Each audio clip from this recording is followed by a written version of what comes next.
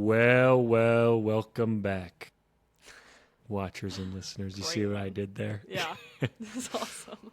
It has been a minute, It but has. we are back for a very special episode of What We Watch. We had to bring did it back. for you guys. We did it for the people. The people. This is- The people answered. It's true. What did anybody say no? No, 100% yes. Yeah, on our Instagram we posted, should we And do an nearly episode almost for the Odyssey? everybody also voted. Let's go. And of if our you followers don't listen, or of our viewers. Yeah, if you don't listen to this one, I'm gonna be mad because it said yes, and I promise I will watch or listen. So don't take promises lightly around here. We're doing this for the people. So, with that said, let's catch each other up on what we've been doing. Let's catch our audience up, our listeners up on what life has been like, what movies we've been watching, why we've been slacking. Yeah. Well, there's not much of a reason why we've been slacking. We just have been. So, sorry. We said last time, next episode 2 weeks from now, and then we never did. So yeah, but maybe honestly, we were gonna review Mandalorian and Grogu, and we both watched it, and then I just don't think either of us were that excited to actually review it. So that's what it was. I totally forgot. That's exactly what it was. It was just like, I don't really want to talk about that. That was a movie, so Damn. I actually like. So blame it on Jabba the Hutt's son. Yeah. Whatever his name what is his name? Rada, Jeremy Allen White. Yeah. Anyway, and you know so what? Natalie. So I guess we haven't even done. I mean, you know who we are. I'm Garett. She's Natalie. You know the drill. You know the deal. Cousins who watch movies. If this is your first time listening, welcome. It's usually like this all the time. We kind of just chill, hang out, talk about the movie we're talking about this week, and then some questions, and it's a vibe. Yeah, we like to hang. So, yeah, movies I've been watching lots of movies all over the board. Last night, since it's recent, I watched The Maze Runner. Ooh. Also nice. recently watched Catching Fire. Just some classics. Mm-hmm. In preparation for the Odyssey, we watched Oh Brother, Where Art Thou? We also watched the SpongeBob movie. So, just been watching lots of films, lots of shows, all the things. Nice. What have you been watching? For those who don't know, actually, the SpongeBob movie, the original SpongeBob movie, is an loosely based adaptation of the Odyssey. So that's why she said that as well. But anyways, I have, similar things. Watched Oh Brother, Where Art Thou? Saw Supergirl, which was kind of nothing. Yeah, I didn't go see that. But the main thing recently that I've been getting into is I've actually been finally, I don't know if I was starting this in our last episode, but I've started collecting physical media, specifically movies and TV shows, like 4K Blu-rays and stuff like that. And do you have a Blu-ray player, or do you play it on your PlayStation or whatever? Yeah, the PS5 is a Blu-ray player as well. But I've been also going to my parents' house. I'm in their theater right now where I normally record.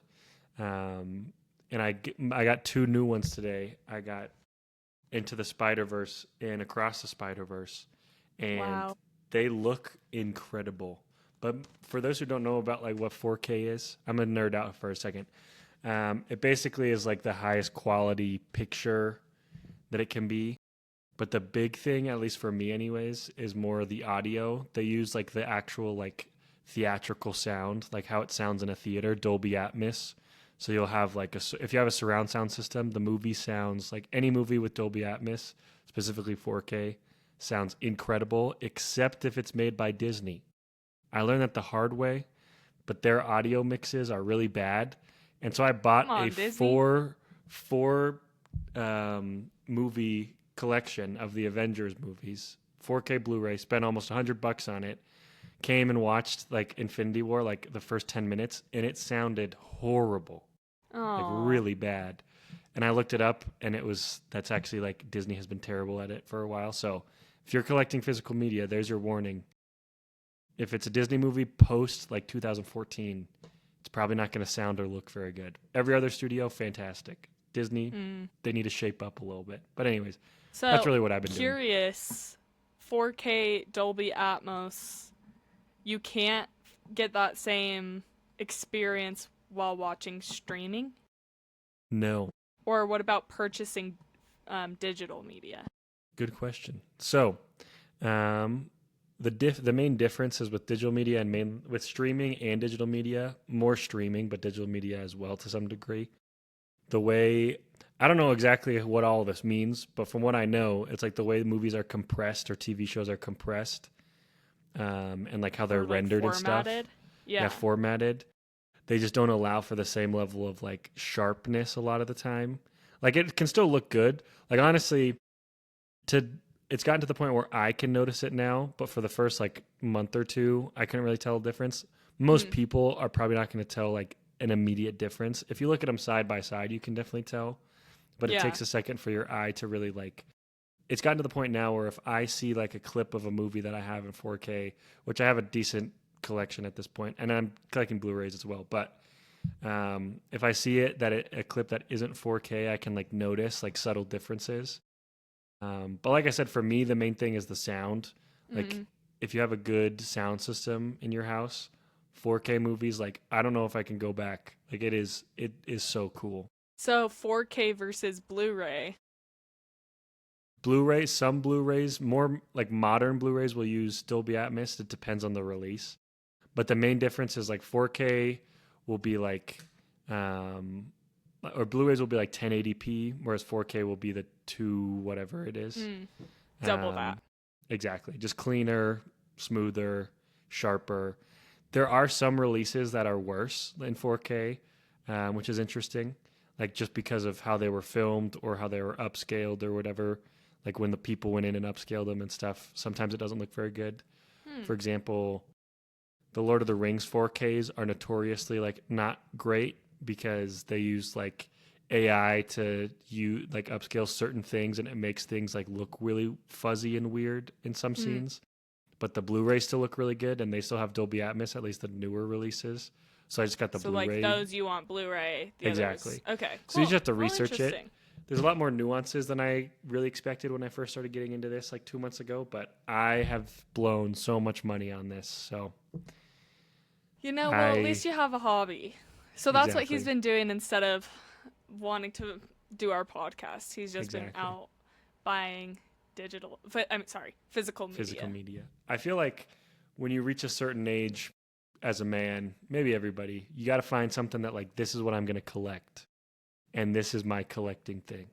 I want my kids to be able to like walk into the Criterion closet when they're picking a movie for movie night. You know what I mean? There's just a whole big shelf, like how our parents used to have, like when we were growing up. I really miss that. Dude, you should have just actually. I think we may have kept our Blu-rays, but my dad like completely threw away tons of our physical media just recently. Really? So me and Brady went through it and like picked out the ones that we wanted to keep. So I kept like some of the High School Musicals, and we kept the Buzz Lightyear movie, the old one, not the new one with Chris Evans, like the old Buzz Lightyear one that I don't even think it's on Disney Plus. So we like kept that one. But yeah, that's crazy. Yeah. I've bought some DVDs, but mainly like I got a 4-pack of Scooby-Doo like cartoon movies and like a 8-pack of like Nickelodeon movies, like the SpongeBob movie and Jimmy Neutron and stuff on DVD. Nice. As like that's my investment movies. Like these will be for the kids. My kids will grow up on Peak. Like we're saving that for them. I love it. I say that like I have kids, but no, that's many years down the line. But I'm starting now, so they can have a good collection when they come. You're thinking about your future. Exactly. That's why I'm doing this. And you know what? That's great. He's been collecting that. I've been scrapbooking. So we're getting old. Yeah. I'm like, I call it my grandma hobby. I just sit in front of the TV and just scrapbook. Hey, everybody needs a hobby. It's fun. Right. All right. Any other highlights? Not off the top of my head. Really just working, collecting, hanging out. Been a pretty chill summer. Like a lot of my summer was front loaded with a bunch of like weddings and stuff. like going to So now it's the people's chill weddings. time. Now it's the chill time, and then at the end of summer, I'll have more stuff and vacations and Nice. stuff like that. But majority, I've just been chilling. What about you? That's great. Yep, just working and hanging. Not Nice. much to it. Nice. I'm going to New York in a couple of weeks Let's at the end go. of August. So that's really, I haven't done anything else this summer. That's like The what main I've been thing. waiting for. Yeah. Yeah. So excited for that. Let's go. It'll be Yep. lit. Yeah, But- for Harry Styles. Can't wait to see that man in the flesh with my own eyes again. It's been too long. He'll recognize you. Yeah, me from the nosebleeds. Back in the Mhm. One Direction days, he'll be like, that girl. Which, speaking She of wore Harry a bandana. Styles, speaking of Harry Styles, this is a weird connection. Just last thing I say before we begin. Why didn't we do a Project Hail Mary review? Did we do a Project Hail Mary review? We didn't because I think we were going to do Mando and then I think we were going to do Project and then we were Hail going to Mary. do Project Hail Mary. Because that and was the next then- release. Yeah. But again, like, Blame it on Rada the Hutt, man. yeah, I don't know. I think we just, and also if your summer was front loaded, then that probably didn't. That's probably why. That's true. Because, you know, we're young adults. It's hard to sometimes coordinate schedules. But, you know, we're going to mess around with some things. We're going to see if we can start filming in person. That might be a little Mhm. bit more helpful. Who's to say? We'll figure it out. We If got the this. people continue to listen and We they will want to continue. be, they making- want more reviews, we'll do it for them. For the people. So we're people. be we're men of loud. the people. Yeah, Exactly. no. If you want it, then you got to let us know. Mm-hmm. It's funny. You said be loud and you leaned really close and it Be actually loud. was really loud. Be loud!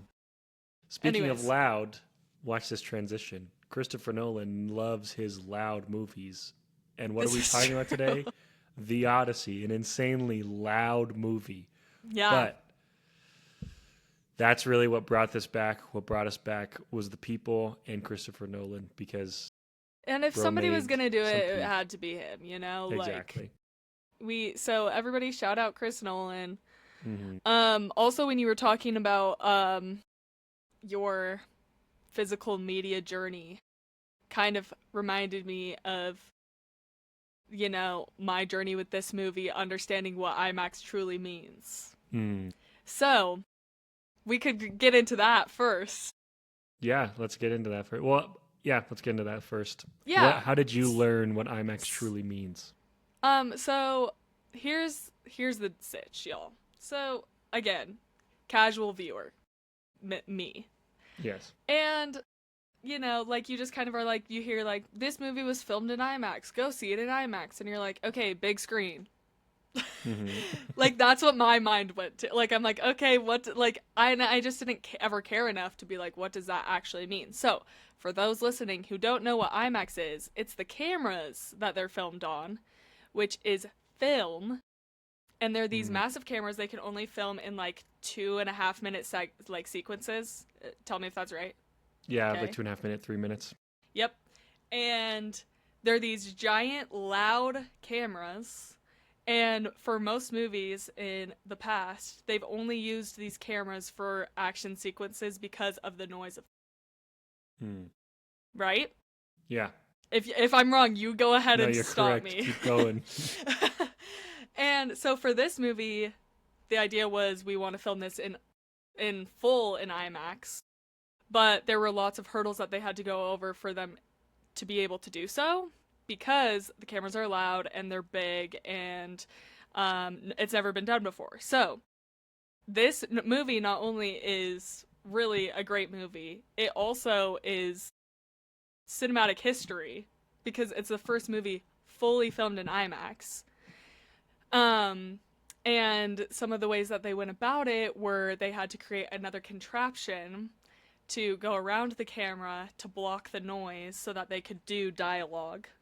Hmm. And also they had to like make contraptions so that like the eye lines for the actors were correct so that it looked like they were actually speaking to each other. So they had to do these like mirror contraptions with the cameras so that the close-up shots also looked good.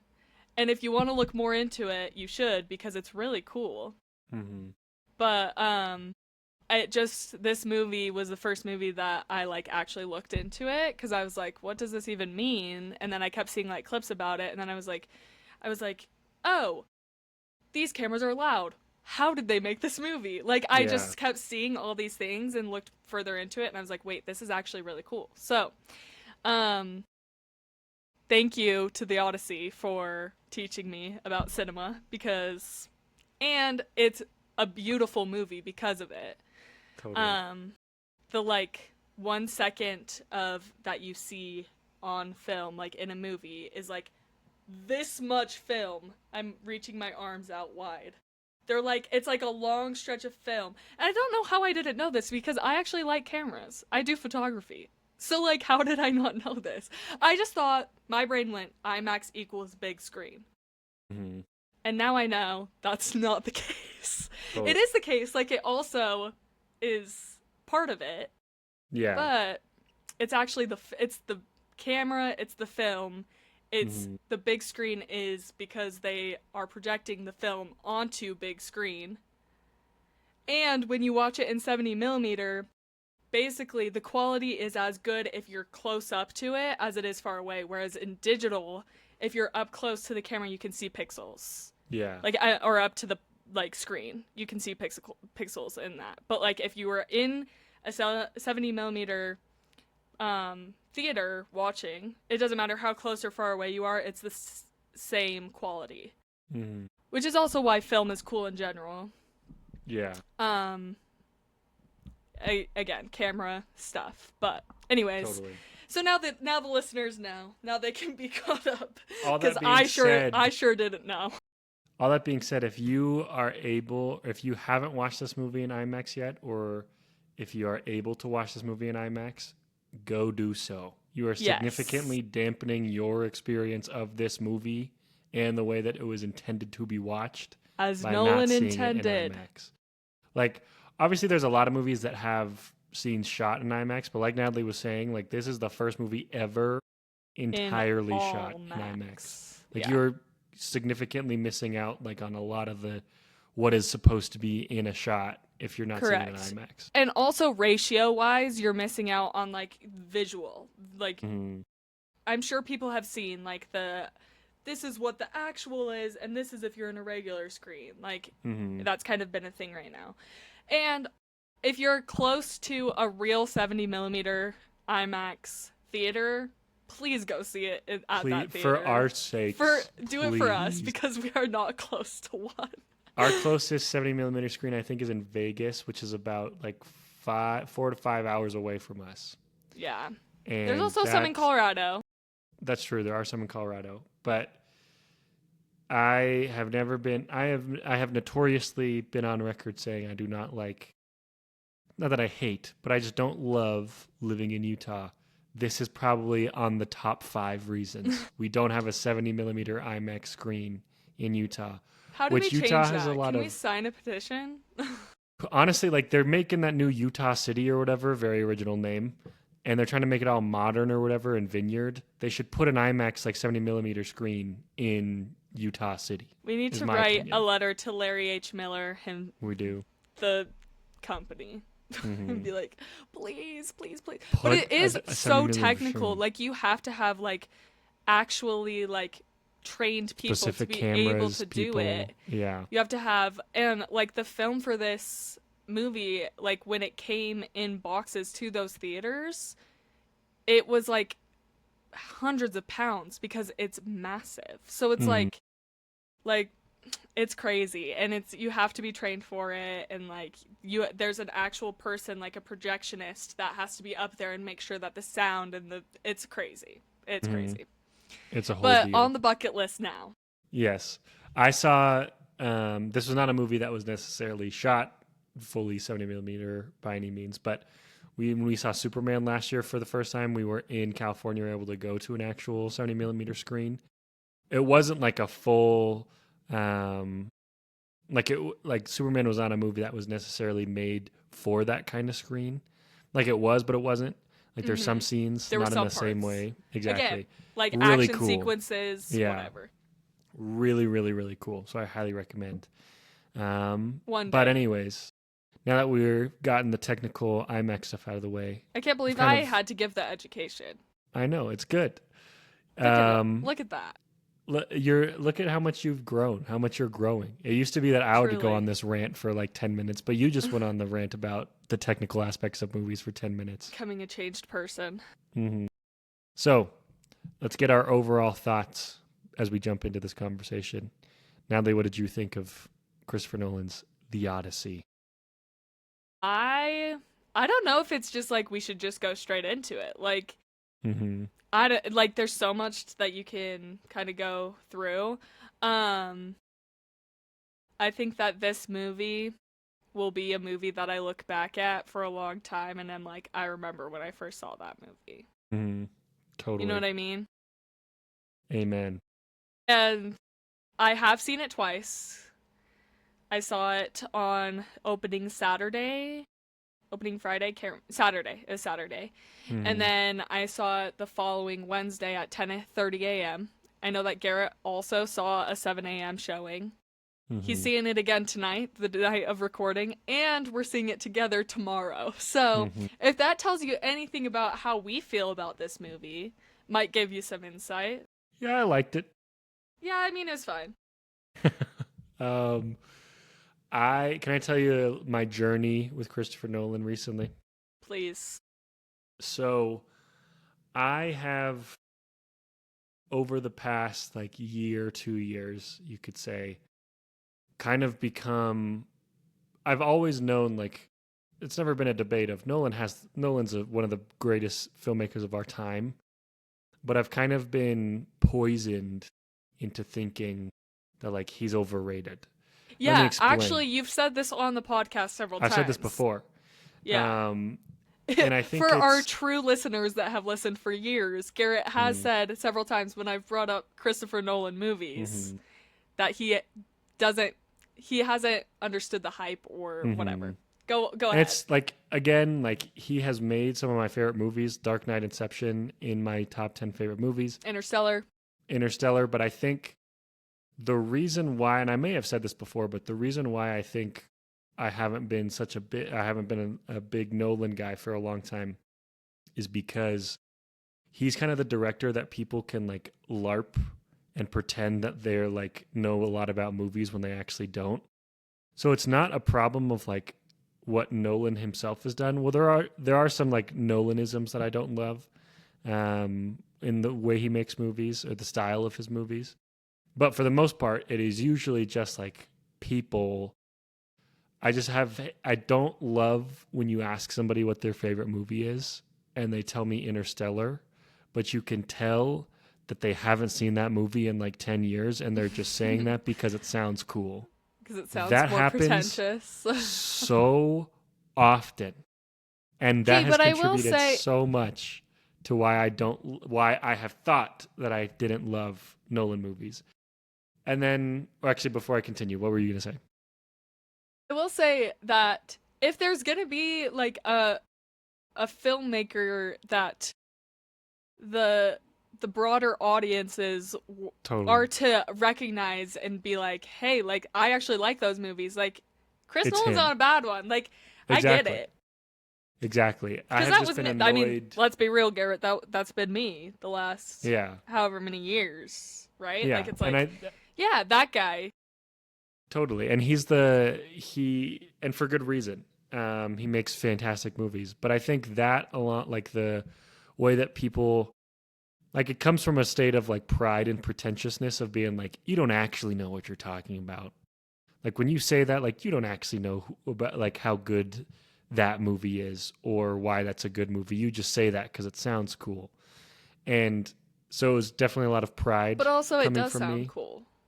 And it does sound cool. And that's like, that's the another thing about it is like, they're like right in saying that Interstellar is one of their favorite movies. But when it's somebody who you can tell like your favorite movie is not actually Interstellar, you're just telling me that it's Interstellar. Which I love Interstellar. It's one of my favorite movies. Five. Maybe it's in their top 5 and they're just like, you know what? Out of the top 5, this is the least embarrassing one I can say. Yes. But I just want people to be more like honest with me. But anyways, all of this to say, it was also, I think, like Tenet came out and I didn't love Tenet. I didn't like Tenet. I also and that kind of that is like the most Nolan movie. Like that is Nolan doing his his most Nolan things of like story doesn't really make sense. The characters are kind of weird.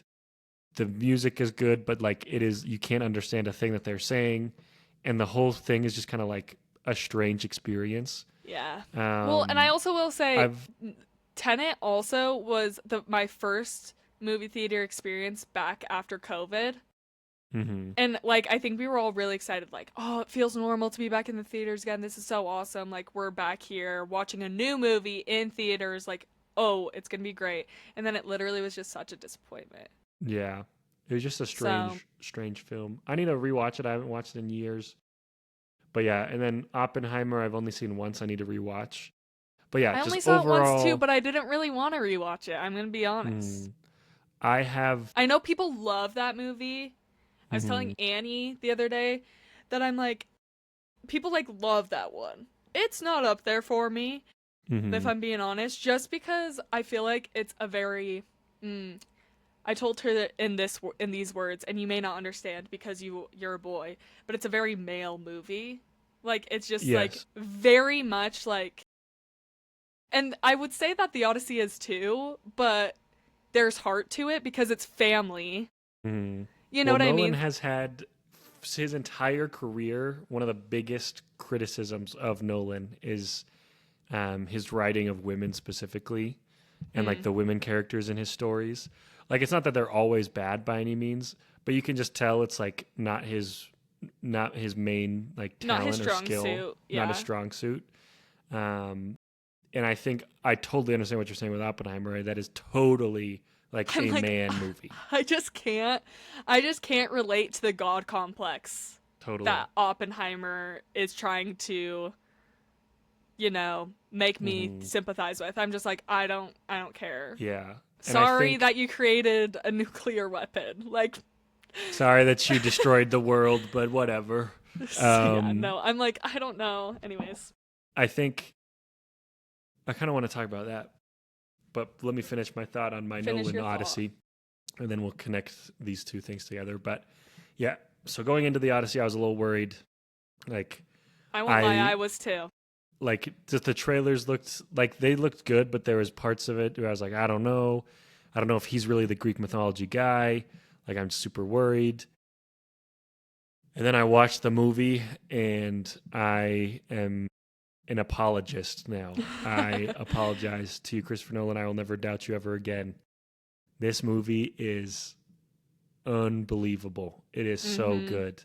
And it's really like yeah, well, I want to there's so many things I want to talk about, but first, since we brought up Oppenheimer, let's talk about this first. I think a lot of people have pointed out, and I would agree, that this movie is an Oppenheimer kind of feel like sequels, like spiritual sequels to each other, prequels to each other, whatever. Not in the sense of like, oh, it's the same story, but it's the same kind of story with the same kind of themes. But I think Odyssey, again, I need to rewatch Oppenheimer. I haven't seen it. I've only seen it once, a couple years ago. And I might eat my words when I say this, but I think Odyssey honestly does that message and those themes in ways that I can connect with a lot more. Same. Of Odysseus being like, what have I done? I basically destroyed the world with what I did. 100%. It's way more human, his journey, than, even though there's like mythology involved, than Oppenheimer, in my personal opinion, because he's battling with it internally, but it's so grounded in his, like, I don't know, his heart, where he's just like, this is my fault. Yeah. And I think just like the idea of like Greek gods and stuff, I think there's so many like layers to it, and looking at like our same world, whatever, like the idea of Zeus's law, it's like we still have that, like we still have that same idea, treat others as you would like to be treated, whatever. I think like seeing that, and then all of that connecting to us and being like, oh yeah, like where have we lost that in our lives, you know? So it's just like, Yeah. I think it's just easier to connect the dots than it is in Oppenheimer. And again, I've only seen it once. Well, I So think maybe we're not the. ironically, to your point, it's ironically it's easier to connect to Odysseus than it is to connect to Oppenheimer. Whereas Oppenheimer is a real person and not Odysseus isn't. Oppenheimer, which they show in the movie, has a very clear God complex, has a very clear like he is very arrogant, thinks very highly of himself, with which Odysseus definitely has, but it's Matt Damon. Like Matt Damon is he just kills this role. He is such a good Odysseus. I think this is my favorite Matt Damon movie. He It's is my favorite role of his. fantastic in this movie because he brings such a humanity to Odysseus and such a likability to Odysseus. Whereas Oppenheimer is not a very likable guy. He's a charismatic guy, but he's not a very likable guy. Yeah. And so Odysseus's journey and his reflection and stuff is a lot more easier to connect with and likable, because at the same time as he's struggling with all this internal stuff, he's also trying to get back to his wife and son. He's also trying to save his men and all of this stuff. Yeah. So yeah, I just think that this does, again, might eat my words when I rewatch Oppenheimer eventually, but I think this does what Oppenheimer was doing, but on a more relatable level, you could say. Yeah, I agree. Which is ironic because it's Greek mythology, but it's further away from us, but feels closer. Exactly. Like, yeah, I don't know. That was profound, Natalie. That was Thank profound. you. Yeah. Thank you. So why were you nervous going into this? Honestly, I think same reason. Like, the last few Christopher Nolan films I haven't felt as connected to or excited about. I think, what was the one before Tenet? It was the war one with Harry Styles. Dunkirk, yeah. Dunkirk. Which that one I need to rewatch too, but that one I'm also like meh on. We recently rewatched it as a family, and I actually really liked that one. We originally liked it like when we first saw it. It's like a cool idea, the way that he like puts together the storylines and like whatever. He's notorious for like the time jumps and whatever. So if you're willing to like bunker down and like actually pay attention and like think hard, you know what I mean? Because it's all these different timelines, but they're in different amounts of time happening at the same time until they all line up. So it's just you have to really be locked in. I didn't like Tenet, and I liked Oppenheimer when I saw it, but it wasn't one that I was like, oh, I want to go see that again. So going into this, I was like, okay. Annie texted me Friday night and was like, that movie was so good. Like, it was so good. And that's just what I kept hearing was like, oh my gosh, it's amazing. It's amazing. It's going to be great. And like Jackson and Brady were like, this is going to be like the biggest thing ever. Like, I can't wait. And I was like, what are we like, I don't get it. Whatever. Also, I never had to read the Odyssey growing up. My knowledge of Greek mythology comes from Hercules and Percy Jackson. Like, that's what I kind of have as reference. And so like I didn't have to read it growing up. I know some people did in school. So like I understood some of the story, not all of it in its full. And so I was just like, yeah, whatever. Then we went and saw it and I was like, okay, actually it's the best thing I've ever seen. Yeah. I was like, oh, I get it now. You know? Yeah. And I think it's just something that you have to see in order to be like, okay. Totally. I don't know. I mean, you brought up Nolan's notorious, like the way he makes his movies of the non-linear storytelling. Yes. Which he's done since the very beginning of his career. Yes. But I think it's something that I don't always love. I'm just like, just tell me the story. It has to be done the right way. Yeah. And this was a movie that I was worried about that with. And when it started, I was like, great, we're doing the non-linear storytelling. 100% felt the same way. But then as the movie goes on, and it is one, whereas some Nolan movies, it's like, man, you could just tell this in like, just tell me straight up, and this is a better movie.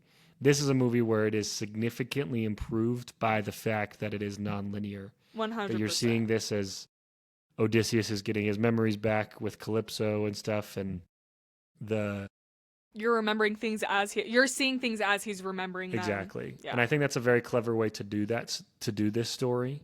Mm-hmm. There is kind of along those same lines, something I was worried about was Nolan. I'm saying this as somebody who loves the Batman movies he made, but you can tell by Rises that he was kind of a little embarrassed to be making a superhero movie at that point. Like, not that he hated it, but it was like he's trying to make Batman so get out grounded of it. Yeah. and so realistic and so just like they took a lot of like the comic bookiness out of it. So I was worried similarly that like, oh, he's going to make Greek mythology where gods and monsters show up. It's not going to be like as mythological or as fantastical as it could be. But again, I think his style, his more realistic style, made it a better experience and more relatable. Yeah. For example, one of my things that I was a little worried about was Athena. Like when they cast Zendaya as Athena, I was like, oh, that's a great casting. But then in the trailers, she just kind of seemed like she was there and she didn't look like a god. She just looked like she was a regular person. Yeah. And kind of the whole movie, I was still like, okay, why isn't she just like in her cool armor or something? Like, what is going on?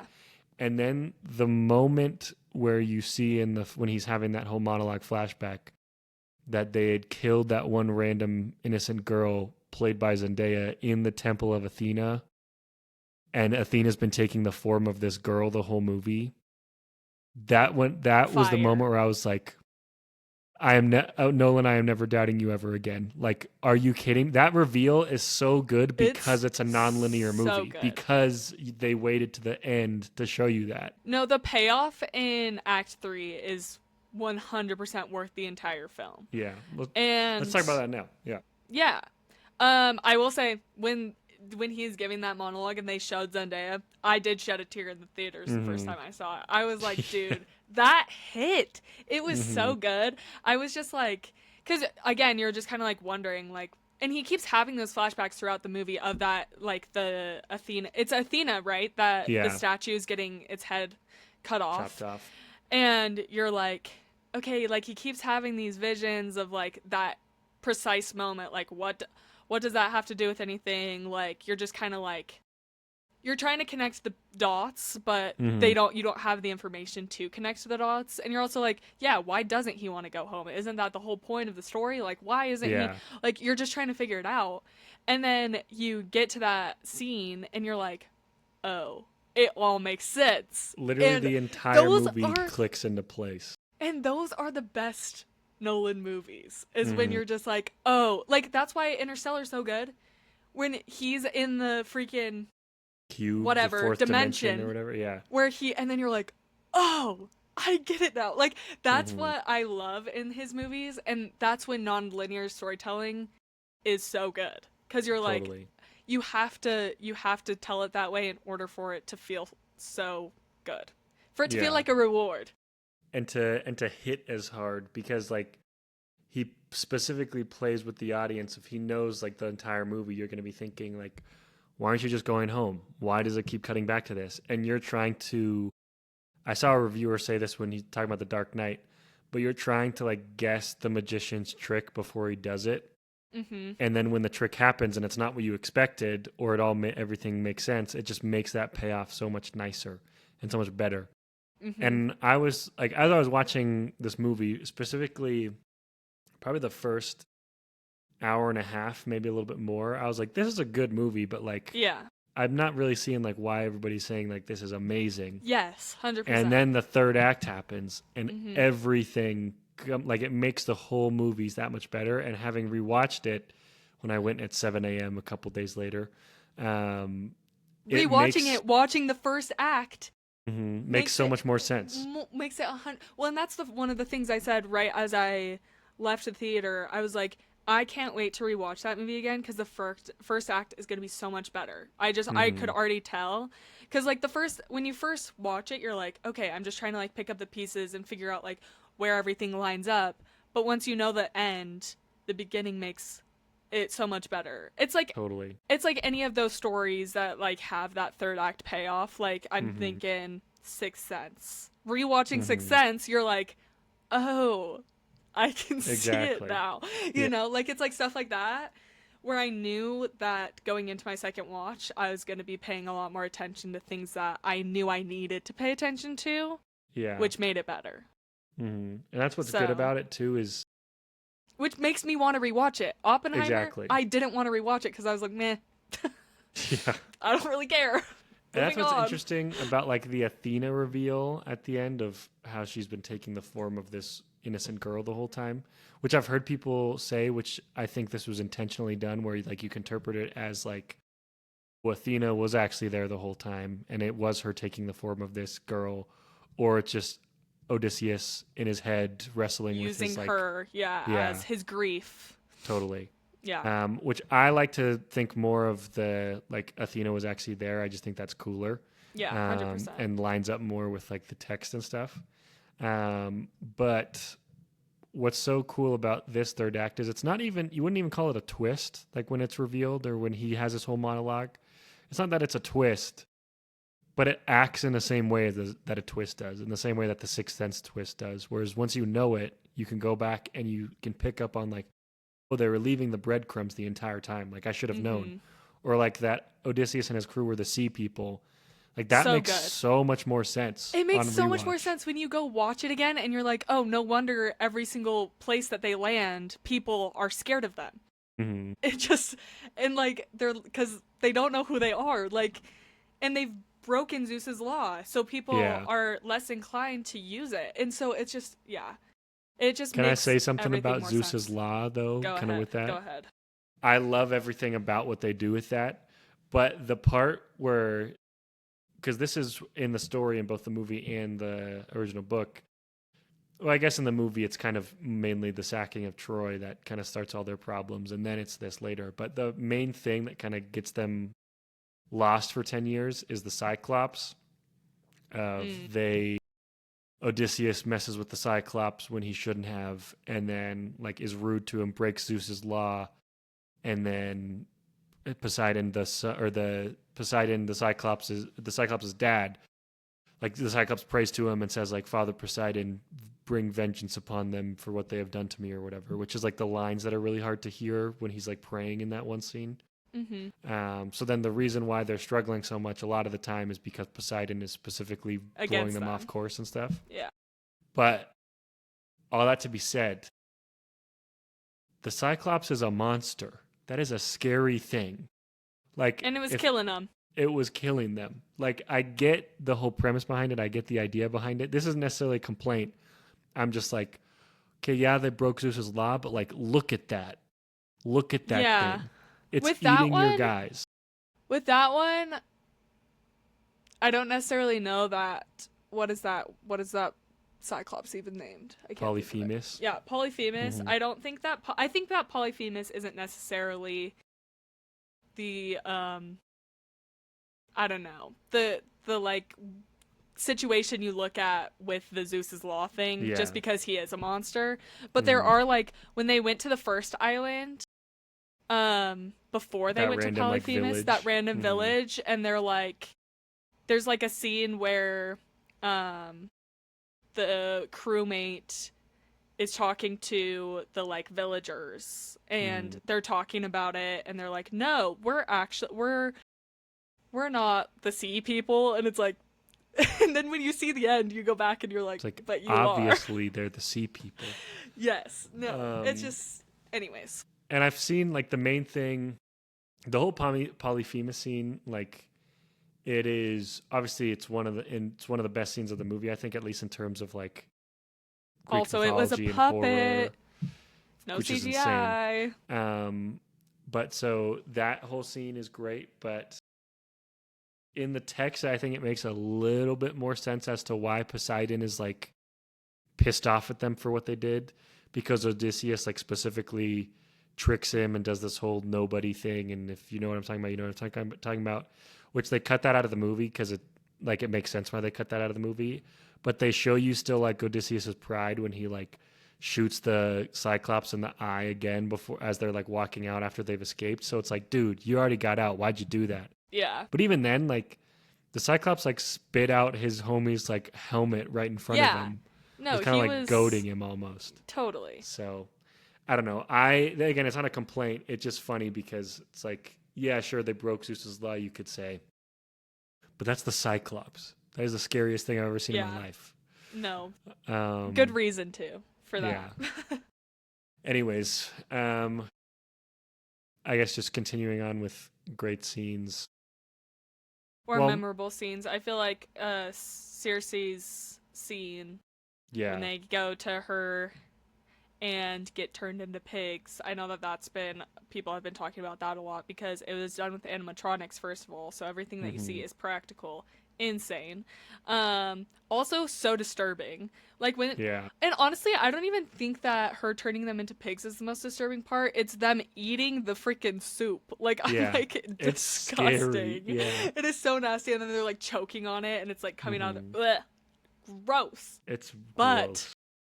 I liked that they, again, kind of taking it back to like why we liked the Athena stuff, is that I like that it felt more like horror-ish in a realistic sense, because if it felt too like magical, I don't think it would have had the same effect. Like, that's why I kind of liked the story as a whole being like really realistic in some ways, in that like it's, if magic was real in this world, that's what it would look like, and it's more disturbing and scary rather than like, I don't know, like poof, like, and you're a pig, you know? Like, I think it was really cool to see that. Well, that's what I also love about it too, is like, it's not taking the fantasy out of it. This is still fantasy. Still there. She's still turning them into pigs. But like you said, it's not the poof. It's, I'm going to do this horrific transformation, turning you into an animal. And same with the Cyclops of like, this is still a Cyclops, but this is the scariest Cyclops you've ever seen. Yeah, like, it's nasty. I think the one mythology aspect of it that I would say is probably like the weakest part is probably the Skyla or whatever it's called, the like Hydra thing that like eats their guys. They're like going I to would the agree. canyon. Yeah, that but I don't know.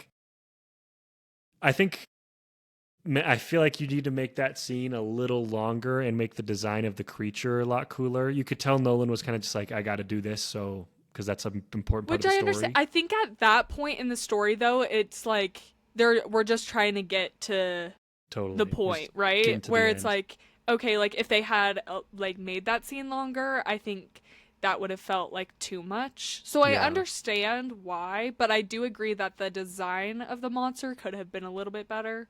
But I understand why the scene was cut shorter, because it wasn't necessarily about the monster. It was about that Odysseus knew that the monster would kill the men. Totally. Right? And so it's like, okay, let's get to the point. Whatever. And I think that's my thought. Last thing I guess I'll say about the mythology aspect of it is like the way they do the underworld, the way they well, I guess this will transition into another thing about the music, but I love the way they do the underworld, specifically like visually. Obviously it looks really cool, but the music is really cool because shout out Ludwig Göransson. He's already in the GOAT conversation up there with Hans Zimmer and John Williams, and he's so young. But he makes it, the whole score is fantastic, but specifically in the underworld, he makes it sound almost sci-fi, which is very interesting. I'll have to pay more attention to that next time. It's like just the noises and stuff. It just sounds very sci-fi, and if you listen to it on Apple Music, otherworldly. Exactly. And the more I've thought about it, the more I've kind of realized like the reason they did that, at least the way that I interpret that as, is how do you make something seem fantasy to characters in a fantasy setting? You got to make something unfamiliar. Was the opposite of fantasy is sci-fi. Yeah. And so the score there, it's not necessarily like you're hearing like Star Wars music or anything like that, but if you listen to it in the scene or you listen to the score, it is very distinctly different from everything else for the most part, and sounds like so like synthy, which I think is so neat and like so cool. Of like, that's how you make fantasy characters feel like they're out of their world or out of their depth. Yeah, it's like, here's something so different. Exactly. Which, were you going to go into the siren stuff from there with music? Just like the music in general. Like, I think the music in this movie, is so good. fantastic. And it's so different, which is why I think that like upon first watch I was like I really liked the music. I don't know what I liked about the music. And then when I went back and listened and rewatched, I was like, "Oh no, it's just really good." Yeah. Also, do you know like how they did it? Yeah, and I was No going to bring that orchestra. up. Yeah. Exactly. Because me and Brady, your brother, had talked about like this is the Odyssey. This is like the Odyssey. I want an orchestra for the score. Like it needs to be a big orchestra. It needs to be big and epic, right?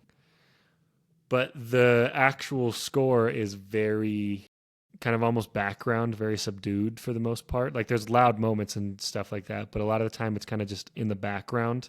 Yeah. And I think that is just for this interpretation of the Odyssey, I think that is brilliant. Because again, like the way that you kind of brought it up of no orchestra and they only used instruments that would have been around at the time for the most part. Like they break that rule a few times. They have the lyre and yeah. They brought back some like flute-esque which is crazy. Insane. So they specifically made it so the whole score is supposed to be putting you into this perspective of the characters. So it wouldn't really make sense if there is a full orchestra going on because that doesn't really put you in the character's shoes or their mindset. That reminds you that I'm watching a movie. And that's what Nolan doesn't really love to do that. Nolan loves immersing you in his movies. That's why a lot of his movies, like the musical score when Hans Zimmer or Ludwig Göransson does it, I'm probably pronouncing his last name wrong. It's something European. But anyways, when Hans Zimmer or Ludwig do the score for either of his movies, Nolan doesn't really do themes, like character themes. He does in this movie, but a lot of the time he just wants to give you like an overall vibe of a scene. Like there'll still be themes in all of his movies, but for the most part, we're not playing Batman's theme song every time Batman comes on screen. We're playing a song that would get you immersed into the scene, which I love. I love both versions of score of big orchestra or more immersion, but I think the way Nolan was trying to make the Odyssey of putting you into Odysseus's perspective and how like grounded and serious it is, just that more immersive style of music, I think is really good. Well, yeah, and I also think that the Odyssey story itself is big enough that it doesn't need an orchestra. Yeah. You know what I mean? Like, there's enough going on, there's enough sound and noise and effects in that way that to have a big orchestra would just feel a little overkill. So I liked that they made it a little bit more grounded and familiar to what the characters would have sounded. Exactly. Like, in air quotations. Yeah. Not necessarily, but something that like could have.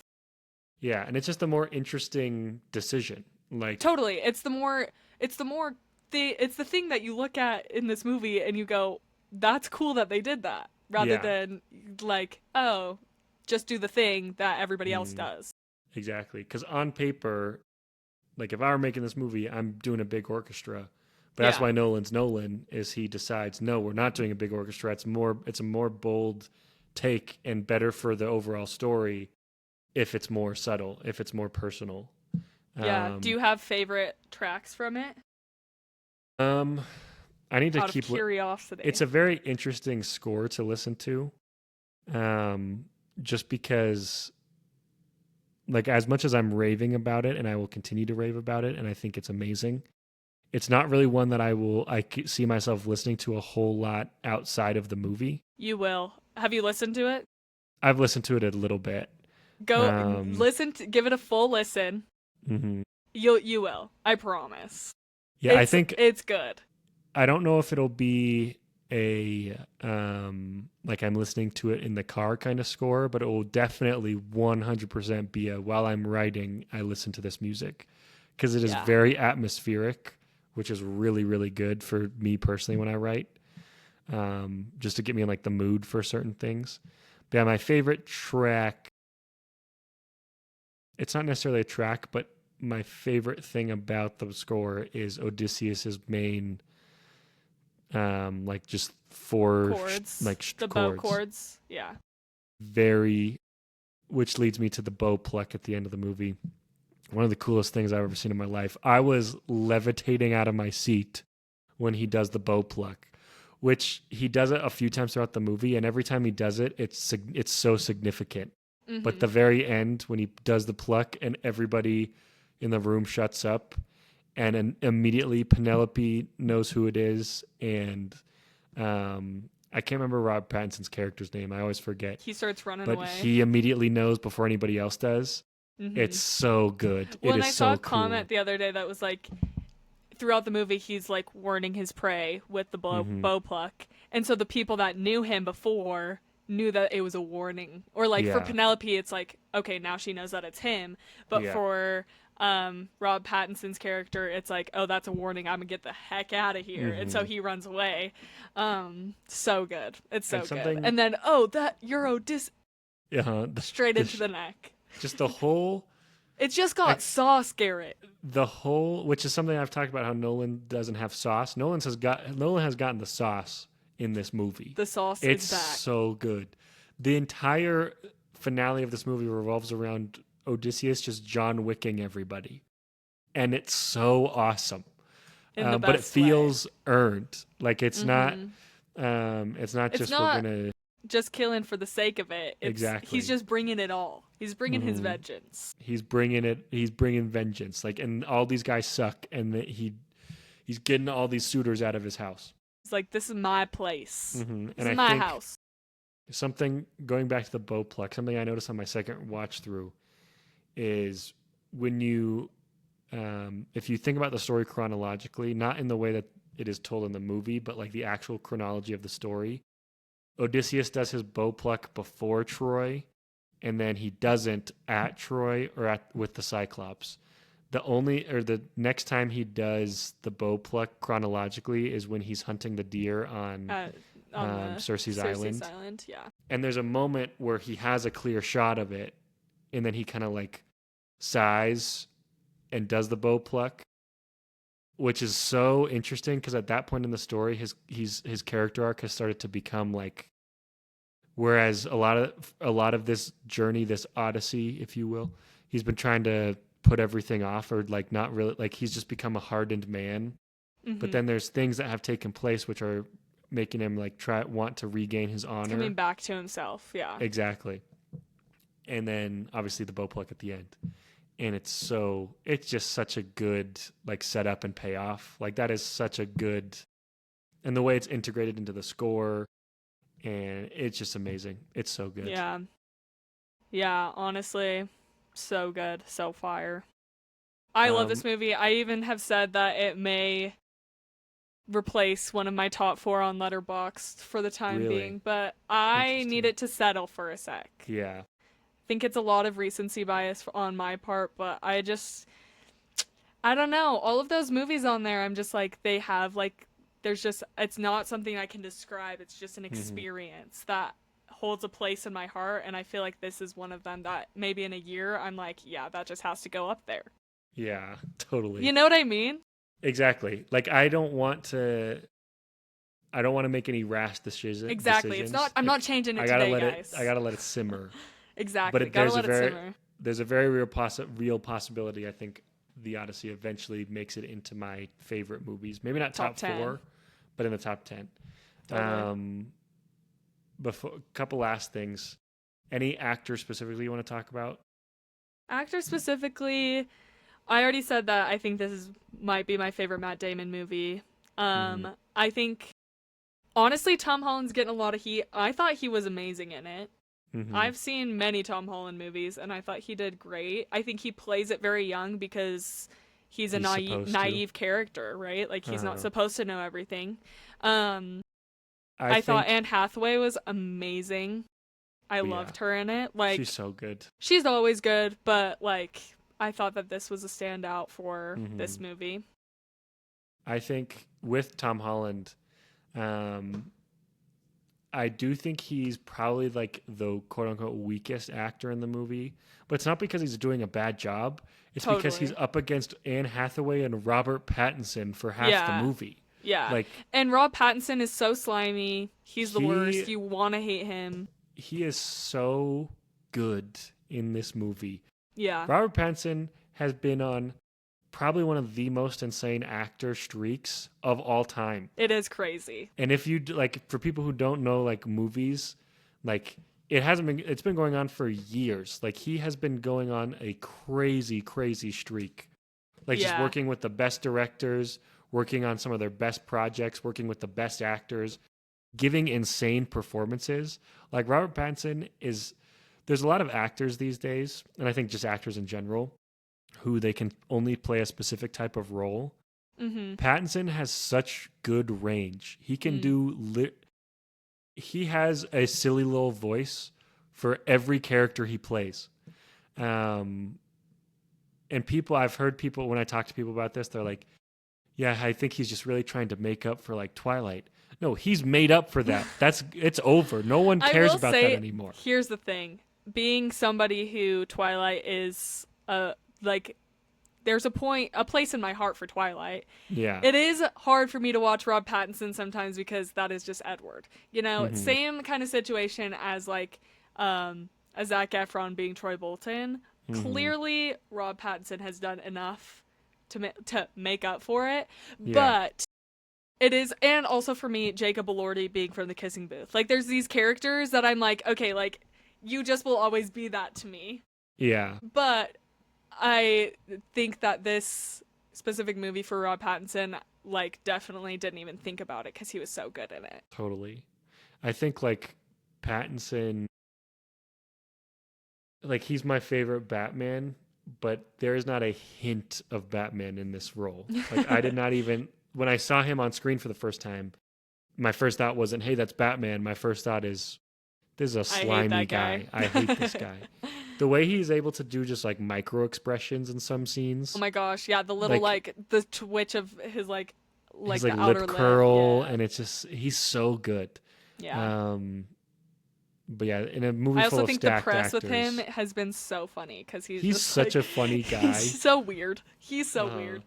Such a strange fella, but I love him. Yeah, but this movie overall I felt like was just so stacked. Like there's not a performance that I'm like that was a bad performance or took me out of the movie. Like I think that everybody did a phenomenal job, which is how it should be. So I think especially, and it scares me when I go into movies like this where I'm like, I know everybody on the cast list. Like there's not a single person that I haven't seen another one of their projects. Like I know I've seen them and stuff.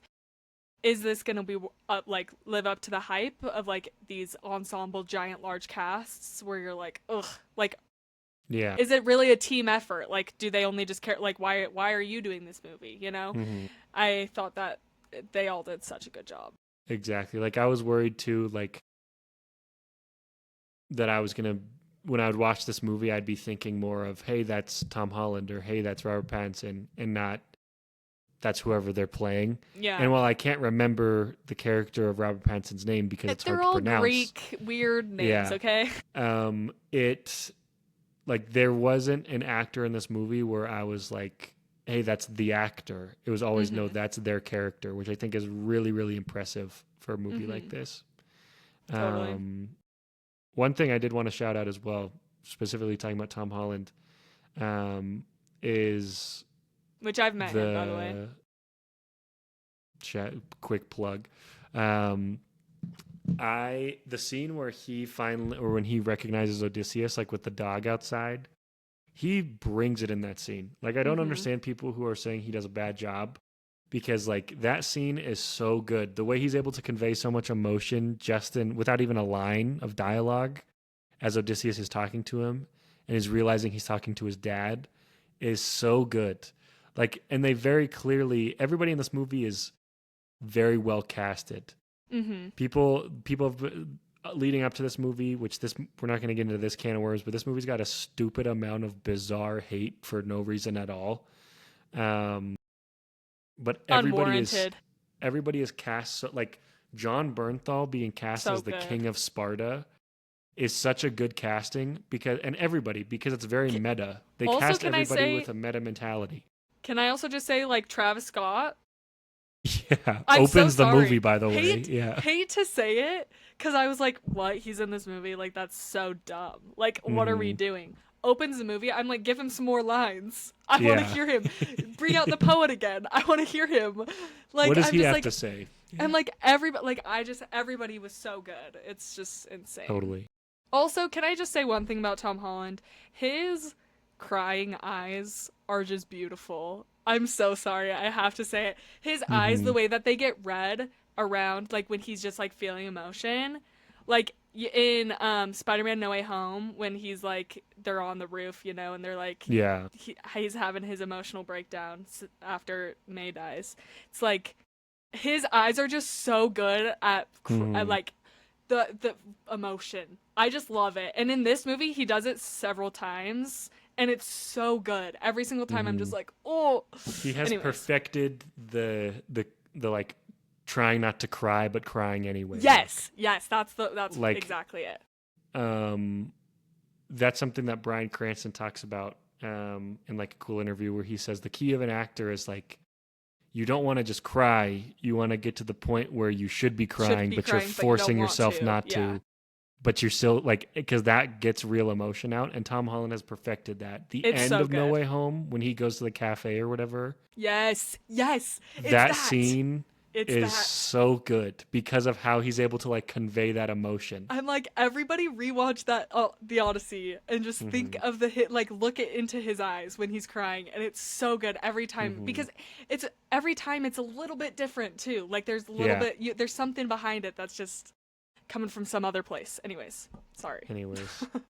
Well, everybody, we're gonna have to wrap up, and there's still so much I want to talk about, but I have to go see this movie again. In Rude like 30 minutes. of you to have to go see it again because we could talk about it for 30 more minutes, but it's okay. True. maybe when we could do like an end of the year wrap up with some movies, and we can talk about this one again. Yeah, there's lots of things that we didn't even get into, like siren songs and like the end. We didn't even talk about the final battle and stuff like that. We didn't even talk about what's his face with the blind guy. Like we missed a lot of stuff. So and we know Sloth. Sid the Sloth. And Mentor we didn't talk about when he dies and like looks at him and you can tell that he can tell that it's Odysseus. Like there's so many good things in this movie. I feel like that's Zeus. How you can tell straight from the gun, not to mention like literally just Zeus law. Is so I was telling this to a couple people. I love the way Zeus was handled in this movie because he feels like a character without being in the movie. Like in every lightning strike, it feels like he's there. He's just there. The choice to not show for the only god to be Athena and to not show Zeus or Poseidon, despite them being very clearly like directing where the story is going, is such a cool thing to do because again, it adds a relatability to the audience, gives the audience more relatability. Well, because again, like Greeks believed in gods, and obviously there's this mythology and magic in this story, but it's the same as like what you could think of now. It's like, are they actually there? They're not supposed to be seen. They're there. We didn't talk about Calypso. The take on Calypso in this movie is insane. So good. We'll be talking about this movie in the future for sure. Yeah, maybe we'll do a part 2. If you guys listen to it enough, maybe we'll do a part 2 with a little bit of extra. And I think this shows you how good of a movie it is because usually when we get to this point in the podcast, it's like, oh, this is the natural stopping point. We were like having to stop because I have to leave. Yeah, like I thought we'd Garett. have more than enough time for this. Nah. But anyways, we'll probably let's do a Spider-Man episode. Spider-Man comes out this week. We're doing a Spider-Man episode in the next week or two. Yep. So look forward to that. We'll be everybody. back. Maybe we'll do a bonus episode of Odyssey Part 2 of the things that we missed. Exactly. But everybody, go watch the Odyssey. Go watch it in IMAX, because now you know what IMAX means. And come back and let us know what you thought. Yes, please do. And we'll have lots more to discuss in the future. Well, thank you everybody for listening. We'll see you in the next one.